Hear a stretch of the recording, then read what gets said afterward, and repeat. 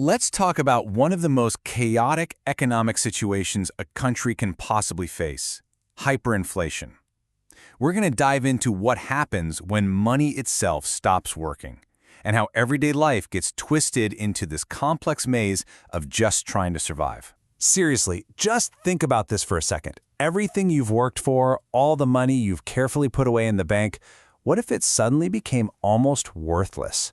This isn't just some crazy thought experiment. For millions of people, it's a reality. So how does something like this even happen? Well, the textbook definition is when inflation blows past 50% in a single month.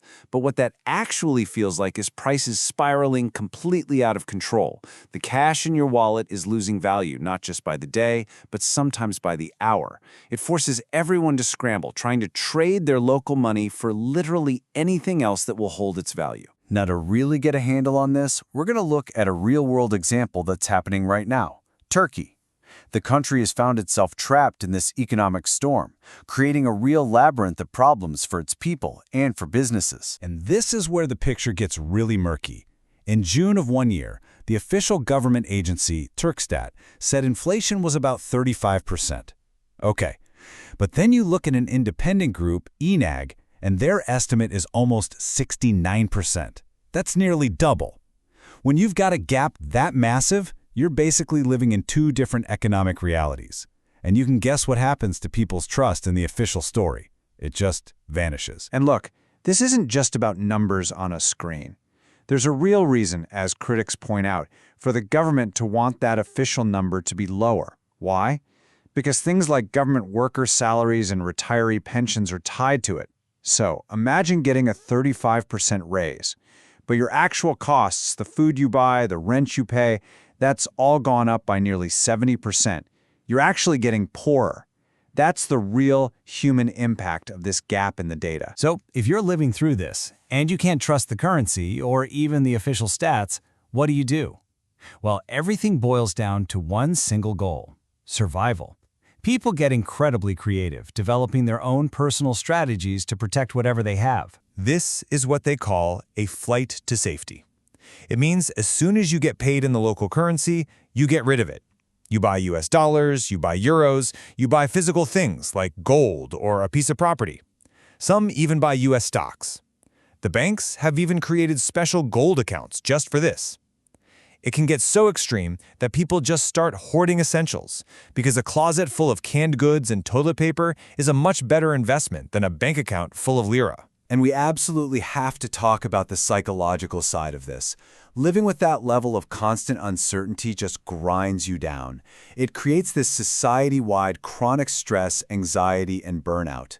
Your life becomes a never-ending fight just to keep your head above water, and that affects absolutely everything. Now, it's not just individuals. For businesses, trying to operate in this kind of environment is like walking a tightrope every single day. It's a high-stakes game where one wrong move can be catastrophic. You see, it completely flips a fundamental business principle on its head. Normally, companies love just-in-time manufacturing, keeping inventory super low to be efficient. But in a hyperinflationary world, that's a total disaster. Holding cash is a guaranteed loss. So the smart move is to spend that cash immediately on inventory. Buy everything you can in bulk. The model shifts from just-in-time to just-in-case. Suddenly, being resilient is way more important than being efficient. Businesses also have to change their prices constantly, maybe even daily, just to keep up. But here's the catch-22.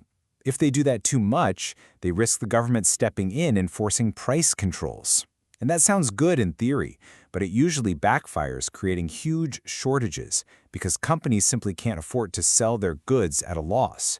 It just adds another layer of chaos. Okay, to see how a real company navigates all this, let's pull back the curtain on Hepsiburada.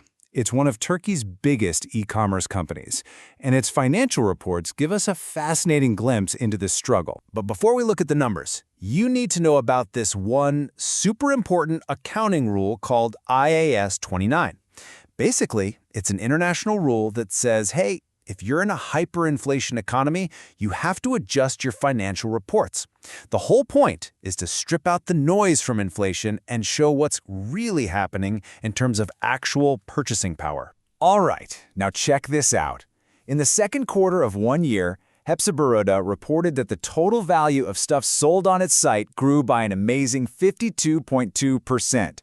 You see a number like that and you think, wow, this company is absolutely on fire, right? Well, hold on. Once you apply that special IAS 29 inflation accounting, the real growth was just 11.9%. Still growth, sure, but a world away from 52%.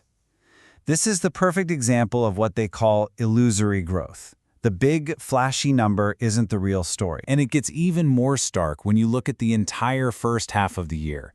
The unadjusted number on the left says sales volume grew by almost 35%. Looks great. But then you look at the adjusted number on the right, the real story, and you see an actual decline of 2.5%. This is exactly why that accounting rule is so crucial. Without it, you'd be completely fooled into thinking a struggling company was booming. So, this all brings us to a huge question, especially for investors. How in the world are you supposed to invest in this kind of chaos? How do you find anything of real value when the numbers themselves can be so misleading? Well, for starters, you have to throw your traditional playbook out the window. Things like PE ratios, they're totally distorted by those illusory profits we just talked about. So you have to shift your thinking. The most important question is no longer how fast is it growing, it's how good is this company at protecting real value and surviving the storm. And on a bigger scale, investors and everyday people try to hedge by moving into different kinds of assets. Things you can touch, real estate, gold, commodities, those are historically very strong performers. A stable foreign currency is also a key way to store value. Stocks are a bit more complicated, but the one place you absolutely do not want to be, holding bonds in the local currency that's getting weaker by the minute. And that brings us to the big final question that sits at the heart of all this. A story like this shows us just how fragile our most basic economic yardstick, money itself, can be. So when that yardstick is constantly shrinking and changing, how do we measure what anything is truly worth? It's a question that goes way beyond spreadsheets and forces us all to think about what value and security really mean.